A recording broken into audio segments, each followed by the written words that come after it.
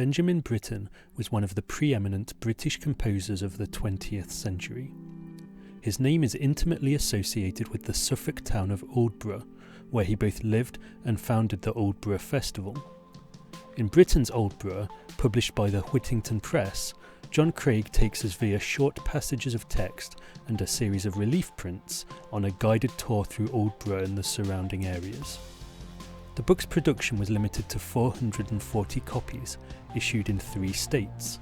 Here I have the most common C state, which is half bound in grey cloth with paper sides, printed with an enlarged lino cut by Craig.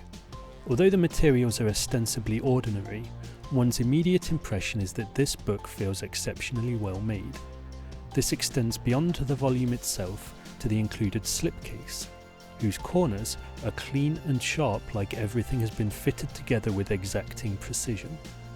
The slipcase is covered in paper with cloth top and bottom ends.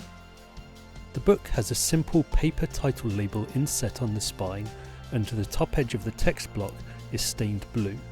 It's an unpresuming presentation, but one that feels great to handle and oozes unpretentious sophistication. The book is printed on zircon paper. This is a special making of the paper with a hot pressed finish. Normally, I'm a big fan of Zircon's rough papers, but in this instance the smooth surface lends a certain attractive sheen to the engravings. The engravings are accompanied by text set in 13-point polyphilus and Blado in ochre ink. The stars of the show here are, without doubt, John Craig's relief prints.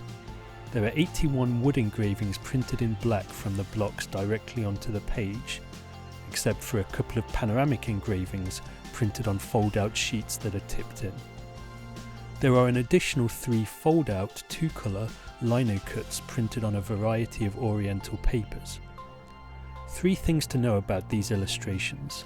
They are generous in number, exquisitely detailed, and expertly reproduced. Married to the illustrations, the text of the volume falls into 2 parts.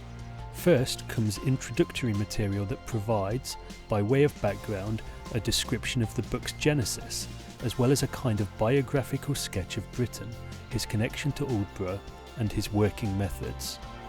This is followed by a sequence of guided walks around the lanes and beaches frequented by Britten. By way of conclusion, we are offered a few brief pages detailing other places of importance to Britten. Throughout, the text is sparse, and there's an artistry to how it's presented on the page, such that each page, illustrations and text together, forms a complete artistic composition. Occasionally punctuating the text are also reproductions of some of Britten's musical scores. There's method at work here too. These are examples, explains Craig, of ground bass, a kind of musical background. A connection is thus drawn to the landscape described in the book, which served as a background for Britten's work. The book concludes with a limitation page bearing an engraving and details of the different states. It is signed by the author and hand-numbered. I'd be loath to end this review without underlining how enamoured I have become with this book. There is something peculiarly intoxicating about the combination of craftsmanship, artistry, and composition on display here, which results not only in an object of beauty, but also an immersive sense of connection with a small slice of coastal England and its cultural heritage.